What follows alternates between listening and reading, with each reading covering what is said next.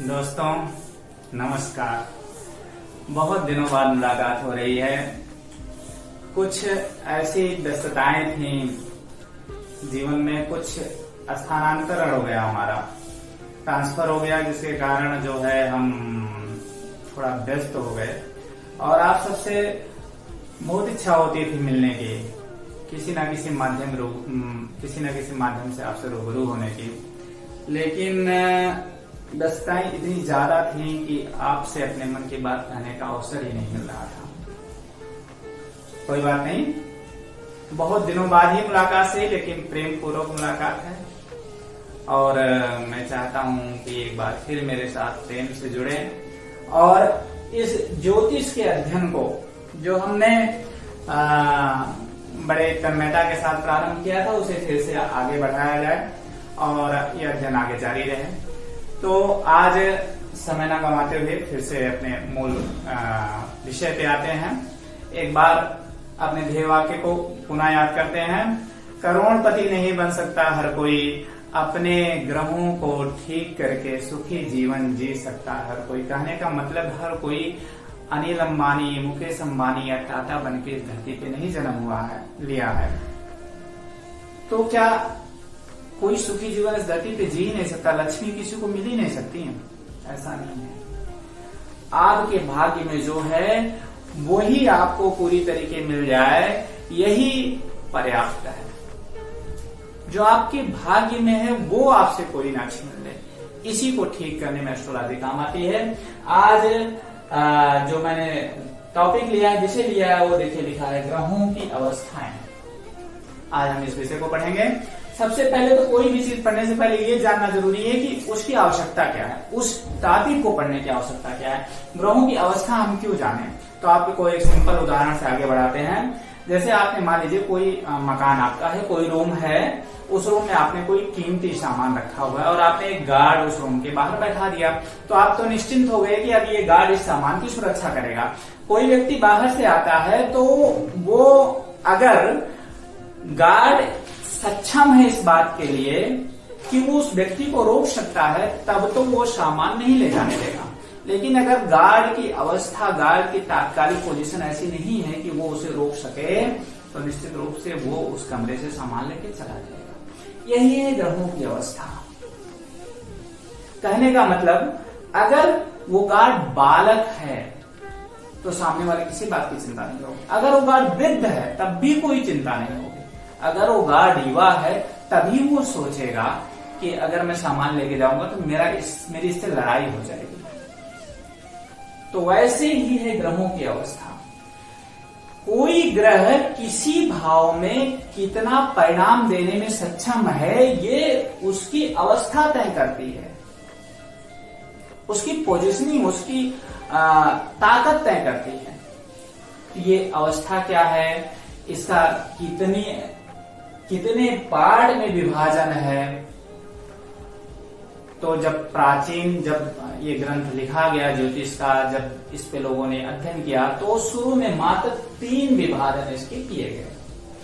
बाल्यावस्था, युवावस्था, वृद्धावस्था। जैसा हम जानते हैं कि कोई ग्रह एक भाव में 30 डिग्री भ्रमण करने के बाद अपना भाव बदल देता है, तो 30 डिग्री तक ही अवस्था देखनी है। तो 30 डिग्री को 3 बराबर भागों में शुरू में बांट दिया गया। तो पहली अवस्था बाल्यावस्था, दूसरी अवस्था युवावस्था, तीसरी अवस्था वृद्धावस्था। अब 1 से 10 डिग्री का अगर ग्रह है तो बाल्यावस्था में है। 11 से 20 डिग्री का अगर ग्रह है तो वो युवावस्था में है। और 21 से 30 डिग्री का ग्रह अगर है तो वो वृद्धावस्था में है। मात्र 3 विभाजन। अब बाल्यावस्था में ग्रह मात्र 50% परिणाम देने में सक्षम है। युवावस्था में वही ग्रह पूर्ण परिणाम देने में सक्षम है। और वृद्धावस्था में वह ग्रह पूर्ण मात्र 50% परिणाम देने में सक्षम है। तो ये तो एक मोटा डिवीजन किया गया, जो शुरू में किया गया था। बाद में जब विश्वविद्यालय में थीसिस लिखी गई ज्योतिष पर, उसका बारीकी से अध्ययन किया गया, तो इसका और 2 विभाजन किया गया। अब आपको याद करने की सबसे सरल विधि बताता हूं। क्योंकि हमारे पास पूरा जो है 30 डिग्री है और अगला विभाजन जो है वो अगला विभाजन 5 भागों में इसे बांटा गया, तो 2 भाग इसमें और जुड़े। ये देखिए बाल्यावस्था, युवावस्था, वृद्धावस्था। इसी बाल्यावस्था और युवावस्था के बीच एक और क्या जुड़ा, किशोरावस्था। किशोरावस्था और युवा अवस्था और वृद्धावस्था के बीच एक और क्या जुड़ा, वृद्धावस्था के बाद, मतलब यहां से वृद्धावस्था के बाद एक और अवस्था जुड़ा जिसे हम बोलते हैं मृतावस्था। तो बाल्यावस्था, दूसरा किशोरावस्था, तीसरा युवावस्था, चौथा वृद्धावस्था और 5वां मृतावस्था। अब हमारे पास 5 अवस्थाएं हैं। 5 अवस्थाओं और हमारे पास डिग्री 30 है, तो 5 छक्के 30, इसका मतलब एक अवस्था को 6 डिग्री मिली। तो जो ग्रह 1 से 6 डिग्री के बीच है वो बाल्यावस्था का है, जो ग्रह 6 से 12 डिग्री के बीच है वो किशोरावस्था का है, 12 से 18 है युवावस्था का, 18 से 24 है वृद्धावस्था का और 24 से 30 है तो मृतावस्था का। उस हिसाब से वो परिणाम देने में है, उसी अमाउंट से वो परिणाम भी दे सकता है। जैसे बाल्यावस्था का ग्रह मान लीजिए आपको 40% परिणाम देता है, किशोरावस्था का ग्रह आपको 60, 65, 70% परिणाम देता है, युवावस्था का ग्रह आपको पूरा का पूरा 100% परिणाम देगा। वृद्धावस्था ग्रह उसी हिसाब से फिर आप लौटने लगेगी, 60% परिणाम देगा, 50% परिणाम देगा। मृतावस्था का ग्रह धीरे धीरे 24 से जैसे आप आगे बढ़ने लगेंगे इसका परिणाम 0 की तरफ बढ़ना चालू हो जाएगा। तो 24 से 28 डिग्री तक तो ये 30-40% परिणाम देता है, 28 से 30 मतलब पूर्ण मृतावस्था है लगभग, यहाँ इसका परिणाम 0 हो जाता है।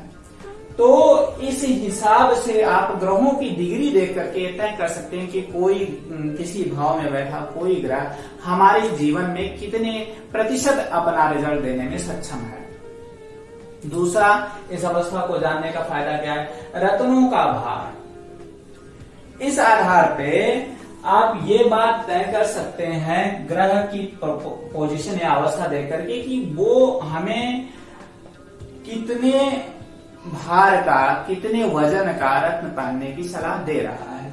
जैसे अगर युवा अवस्था का ग्रह है, कहने का मतलब है कि वो 12 से 18 डिग्री के बीच है, तो ये पूर्ण परिणाम देने में सक्षम है।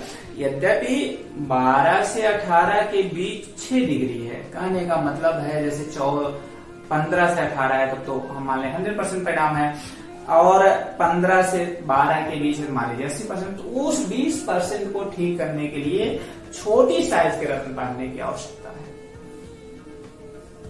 उसी हिसाब से किशोरावस्था का ग्रह है, उससे थोड़ा और बड़ी साइज, और बाल्यावस्था का है तो उससे और बड़ी साइज। उसी हिसाब से वृद्धावस्था का ग्रह है तो थोड़ा बड़ी साइज का रत्न पहनिए, मृतावस्था का ग्रह है तो पूर्ण बड़ी साइज का रत्न पहनना पड़ेगा, लगभग 10 रत्ती के आसपास का रत्न पहनना पड़ेगा। इस हिसाब से आप केवल ग्रहों की डिग्री देख करके तय कर सकते हैं कि हमें कितने डिग्री के रत्न की आवश्यकता है,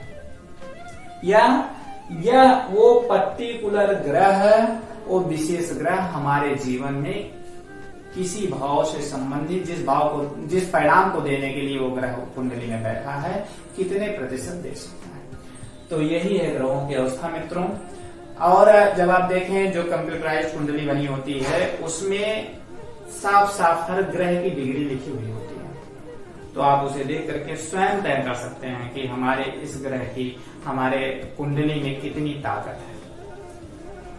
तो ग्रहों की अवस्था के जानने की आवश्यकता एक तो उसके परिणाम की मात्रा जानने के लिए है, दूसरा जो हमें रत्न पहनना है वो किस वजन का पहनना है। इस हिसाब से ये टॉपिक पूर्ण होता है। आगे फिर किसी टॉपिक में मिला जाएगा और फिर से प्रेम पूर्वक वार्ता की जाएगी। अब फिर जल्दी आपसे मुलाकात करने की कोशिश करेंगे। मित्रों, चैनल सब्सक्राइब करिए, लाइक करिए, शेयर करिए। आप सभी का जितना प्यार मिलेगा, जितना आपका आशीर्वाद मिलेगा, उतना इस चीज को आगे बढ़ाने में हमें अंदरूनी ताकत मिलेगी। अंदर से प्रेरणा जागृत होती है जब आपके कमेंट्स आते हैं, जब आप उसे शेयर करते हैं। तो इसलिए आप ज्योतिषी लोग जितने हैं सभी इस चीज को आगे बढ़ाएं। इसी के साथ एक बार प्रेम से प्रभु का नाम लिया जाए और उस परम पिता परमेश्वर को याद किया जाए। जय श्री प्रभु आपकी कृपा से हर काम हो रहा है। प्रभु आपकी कृपा से हर काम हो रहा है। करते हो तुम कभी या मेरा नाम हो रहा है। प्रभु आपकी कृपा से हर काम हो रहा है। नमस्कार, धन्यवाद।